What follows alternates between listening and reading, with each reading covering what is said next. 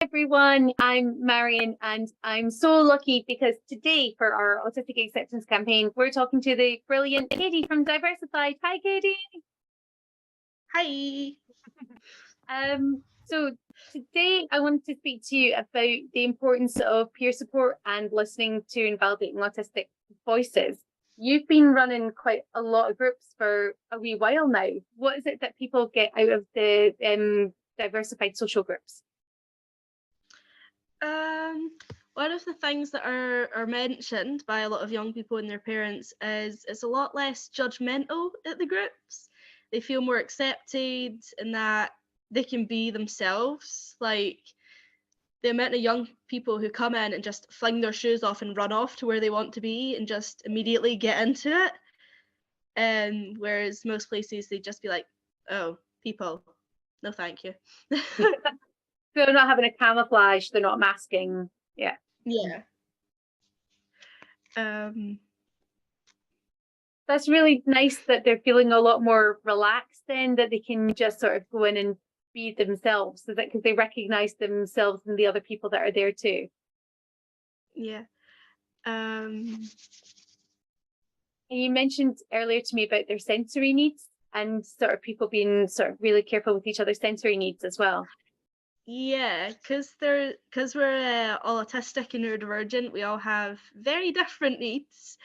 For example, there's one person who struggles with crisps, the sounds of the packets, the smell of them, just the fact that them being near them. And the group they're in all know this, and they're all very, very careful around them. Like they've stopped getting crisps at tuck shop time. They're very good at, if there is crisps, they're able to get the person out, get them to calm down, take them somewhere safe.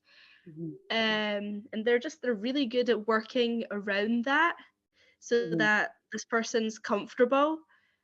And yeah, they're all quite understanding and quick to help. Sounds like they're really good at helping each other out when they're having a tough time or if they're having a meltdown or something. Yeah. Yeah. They all sort of understand how easy it is to end up in a meltdown, so there's no judgment there. They're just, we've all been there ourselves, right? yeah. I think that's it. I think, when you're having a meltdown, you're so vulnerable, and that can be really difficult to do around other people if they're not understanding what's going on. But knowing that everyone around you understands must make it a little bit easier for you to manage and deal with that in a lot of cases. Yeah.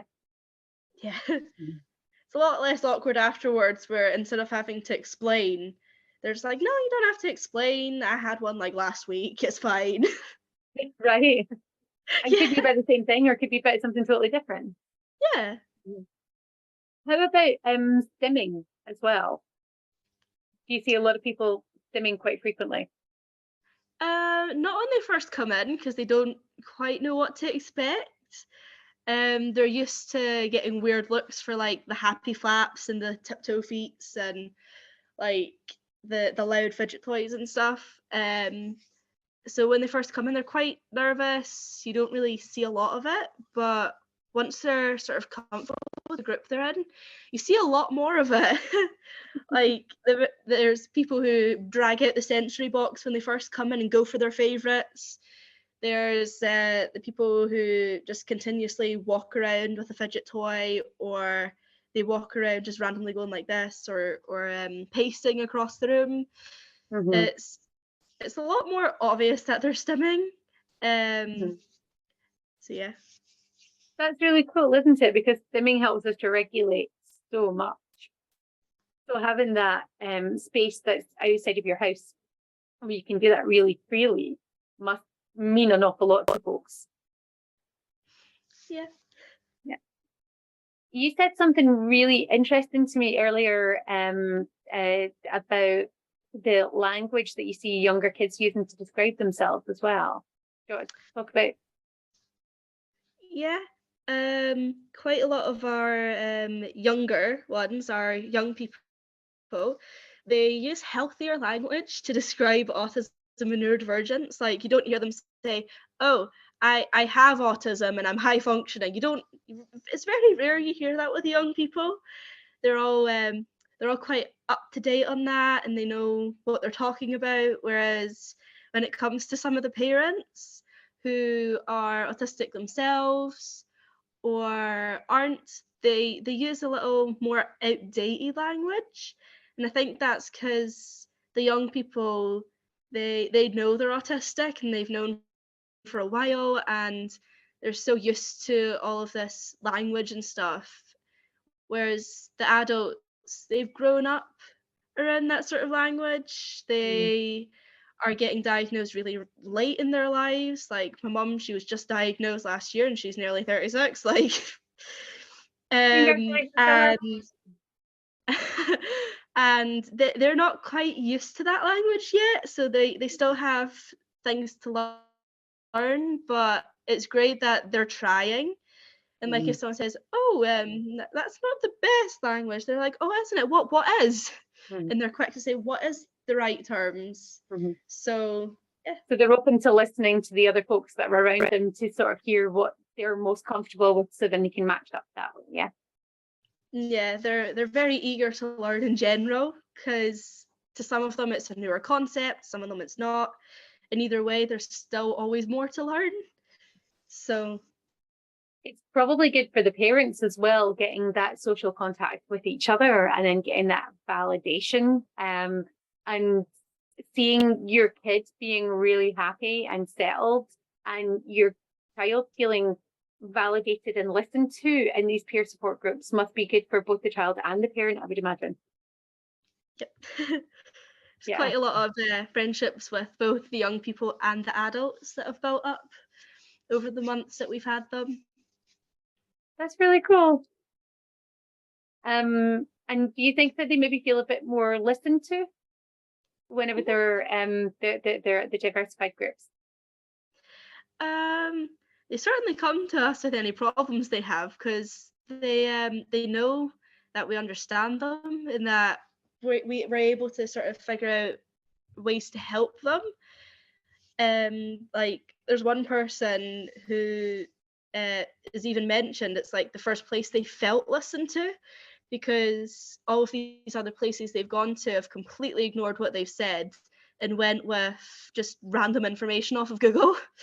Yeah, Like following along stereotypes and one size fits all and that sort of thing, and it doesn't work.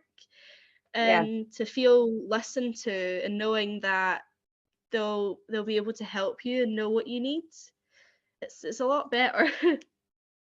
What a difference that makes, right? Yes. Yeah. Because I think we often know ourselves better than everybody else, than anyone else. And learning those self-advocacy skills and then actually being listened to, what makes it much easier to then go and self-advocate in other places, because you know that you can be taken seriously and what a difference that can make. And I think it also helps confidence wise, Mm. knowing that you don't have to listen to all this random information, you listen to yourself, and that builds up your confidence because you know yourself, you can talk about yourself. And Mhm. like we've got young people who go into schools and stuff with us talking about autism and neurodivergence, and they're so confident while doing it, but they wouldn't have been when they first joined us. Yeah. So it's quite nice. So I think there's so much sort of really important stuff that you kind of mentioned. So we always, well, we kind of do like doing we sum up things whenever we get through our training sessions. So I kind of feel like I've started doing that accidentally. You talked about, that importance of, listening to the voices, people feeling less, more accepting and being less judgmental. The supporting the sensory needs and the stimming, and then that sort of really accepting and really working with your identity as somebody who's autistic. Have I missed anything out? Is there anything else there that I don't think so. I think there's a whole lot there, right? Isn't there? It's yeah. But I think kind of the main thing is, peer support really does matter, doesn't it? And it's so Yeah, important that we get access to these places. definitely.